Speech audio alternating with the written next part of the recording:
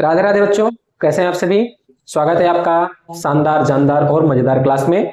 जैसा कि हम लोग पिछले वीडियोस में घात और घातांक का जो चैप्टर था वो स्टार्ट किए थे, जिसमें हमने आपको लॉ फर्स्ट सेकंड अच्छे से पढ़ाया था और लॉ फर्स्ट सेकंड के ऊपर के जो क्वेश्चन बनते हैं उनको भी करा दिया था। आगे कुछ नियम भी इनके बाकी हैं जिनके ऊपर क्वेश्चन जो है वो बनते हैं, उसमें मिला जुला के क्वेश्चन बनते हैं। हालांकि आपको अकेले इस टाइप के क्वेश्चन देखने को कम मिलेंगे, लेकिन इनकी यूजेस से जो कॉम्बिनेशन बनता है क्वेश्चंस का वो बहुत अच्छा होता है। यानी 2-3 लॉ को एक साथ मिला के एक क्वेश्चन जब बनता है तो उसको सॉल्व करने में बहुत आसानी रहती है और बहुत अच्छे से वो सॉल्व भी होता है। तो ठीक है, चलिए देखते हैं लॉ नंबर 3, 4 और इसके आगे भी अभी है, लेकिन पहले इनको हम देख लेते हैं और बेसिक समझ लेते हैं इनका आखिर काम क्या है। देखिए, लॉ 3 में हम आपके लिए लाए हैं a power m, power m नहीं माइनस m। जब किसी भी संख्या की, किसी भी डिजिट की पावर जो हो वो निगेटिव में हो, माइनस में हो, तो पावर को हम माइनस में रख नहीं सकते हैं। हालांकि आपको क्वेश्चन में दिया है, ठीक है, लेकिन आप जब उसे सॉल्व करोगे तो आप आंसर पावर को माइनस में रख के नहीं छोड़ सकते हो। पावर को माइनस में नहीं रखना होता है। जैसे आप जानते होंगे अंडर रूट जो होता है करड़ी, उसे भी हम डेनोमिनेटर में नहीं रख सकते हैं। जब हम सॉल्व करते हैं आंसर आता है हमारा तो डेनोमिनेटर में नहीं रहना चाहिए, ठीक है। वैसे ही पावर जो होते हैं वो आपको क्वेश्चन में बुक में तो दिए रहते हैं, लेकिन जब आप उन्हें सॉल्व करेंगे तो वो माइनस में नहीं होने चाहिए, उन्हीं को हमें पॉजिटिव बनाना होता है। देखिए, अगर किसी भी टर्म का जो पावर है, जो उसकी घात है वो माइनस में है, तो हमें उसे प्लस बनाने में क्या करना है, उस टर्म को उल्टा कर देना है, ठीक है, उस टर्म को उल्टा कर देना है। अगर वो सिंगल टर्म है तो 1/a हो जाएगा, या फिर कोई न्यूमेरिकल है, यहाँ पे नंबर है यहाँ पे, ठीक है, और पावर में पॉजिटिव हो जाएगा पावर। देखिए आप यहाँ माइनस m था ना, a की पावर थी माइनस m, a को उल्टा किया हमने a/1/a। पावर जो थी a की वो माइनस m थी, यहां पे क्या है, पॉजिटिव में है, ठीक है। घात जो है इसकी अब पॉजिटिव बन चुकी है। अंतर बस इतना है कि ये जो संख्या होगा, जो डिजिट होगा वो उल्टा हो जाएगा, बस। देखिए इसी के ऊपर 4 पावर -2 है, तो क्या लिख सकते हैं हम, आप कहेंगे 1/4 की पावर 2 लिख सकते हैं, ठीक है। अगला 1/3 माइनस पावर 4 है, 1/3 को उल्टा करेंगे क्या बनेगा, 1/3 को उल्टा करेंगे तो वो 3 बन जाएगा, जिसको हम कहते हैं व्युत्क्रम, जिसे कहते हैं हम, ठीक है।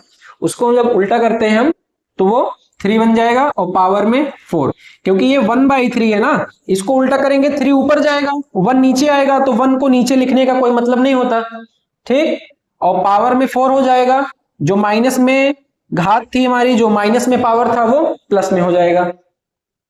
m/n एक अल्फाबेट का भी मैंने ले लिया है, m/n, तो क्या हो जाएगा n/m, है ना। m जो था वो ऊपर था, अभी कहां है, नीचे। n नीचे था, अभी कहां है, ऊपर, यानी उल्टा हो गया डिजिट, तो पावर किस में हो जाएगा, पॉजिटिव में। पावर जो नेगेटिव में था वो किस में हो गया, पॉजिटिव में हो गया। बिल्कुल आसान, ठीक है। या ये जो लॉ है आपको समझ में आया होगा। दूसरा वाला देखिए, ये नियम होता है, ये लॉ के अंदर तो नहीं आता, लेकिन हमने सोचा आपको ये भी बताते चले, क्योंकि इसका भी जो काम है बहुत अच्छा होता है, बहुत ही खास काम है इसका क्वेश्चन को सॉल्व करने में। तो देखिए इसको, इसके ऊपर काफी क्वेश्चन बनते हैं। पहले क्वेश्चन देखिए आप, बिग ब्रैकेट के अंदर स्मॉल ब्रैकेट है, उसके अंदर क्या है 3/4 पावर 0 है ना, फिर सबके होल पावर में 5 है। तो सबसे पहले हमें क्या कहां सॉल्व करना है, आप कहेंगे सबसे पहले हमको स्मॉल ब्रैकेट सॉल्व करना है। स्मॉल ब्रैकेट सॉल्व करेंगे तो हमको क्या मिल रहा है, पावर 0। तो पावर 0, कई लोग बोलेंगे कि किसी भी संख्या का पावर 0 है तो 0 होगा, ऐसा नहीं है।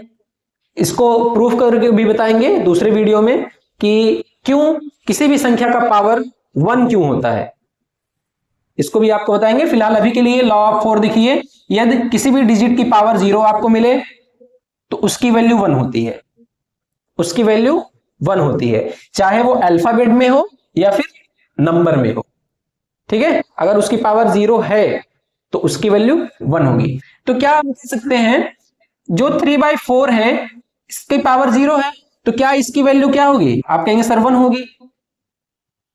तो 1 की पावर क्या बची 5, ये तो खत्म हो गया ना, पावर 5 बची बाहर वाली।